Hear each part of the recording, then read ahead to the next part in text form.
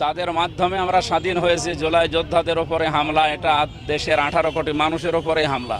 সুতরাং যারা এর সাথে জড়িত, আমরা তো বারবারই আমাদের নেতৃবৃন্দ বলছে তাদের দৃষ্টান্তমূলক শাস্তি দেওয়া লাগবে। 24 ঘন্টা সময় দিয়েছি আমরা, 24 ঘন্টা কিন্তু পার হয়ে যাচ্ছে।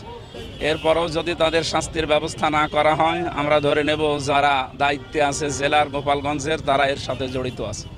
আর আমরা আহ্বান জানিয়েছি এবং দাবি তুলছি, আমাদের এই যে কুষ্টিয়া মিরপুর ভেড়ামারার নমিনি জনাব আব্দুল গফুর সাহেব বলছিলেন গোপালগঞ্জ জেলার নাম পাল্টিয়ে, শুধু নাম না, আমার মনে হয় জেলাকে 4টা আশপাশের জেলার ভেতরে ভাগ করে দিলেই ভালো হয়। বিশেষ করে নড়াইল, ফরিদপুর, এরপরে মাদারীপুর, বরিশাল, এই 4টা জেলার ভেতরে 4টা আসন আছে, 3টা আসন আছে। 3টা আসনকে 3 জেলায় ভাগ করে দিলেই তো এই জেলা শেষ হয়ে যায়। এই জেলা আমার মনে হয় মানচিত্রে না থাকাই ভালো, একটা অভিশপ্ত জেলা। এই অভিশপ্ত জেলাকে বাংলার মানচিত্র থেকে মুছে 63 জেলায় বাংলাদেশ করা হোক।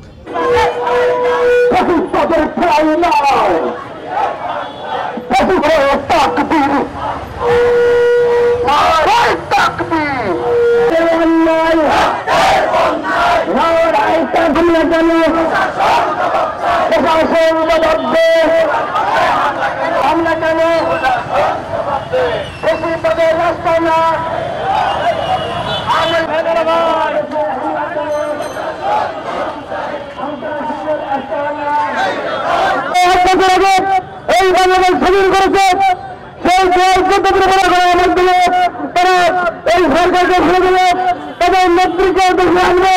এরা আশায় আছে বিভিন্ন স্বৈরাচার ফিরে আসার, ফ্যাসিস্টের ফিরে আসার আশায়, আমরা মানবতাদের আশায় গুলি অস্ত্র শস্ত্র নিয়ে তারা সজ্জিত হয়ে সেই আমাদের সম্মান। এই জন্য আমরা শুধু প্রশাসনের কাছে এই কথা বলতে চাই, আপনারা ভাববেন না তাই দায়িত্ব এড়িয়ে যেতে পারে বলে মোটেও মনে করি না।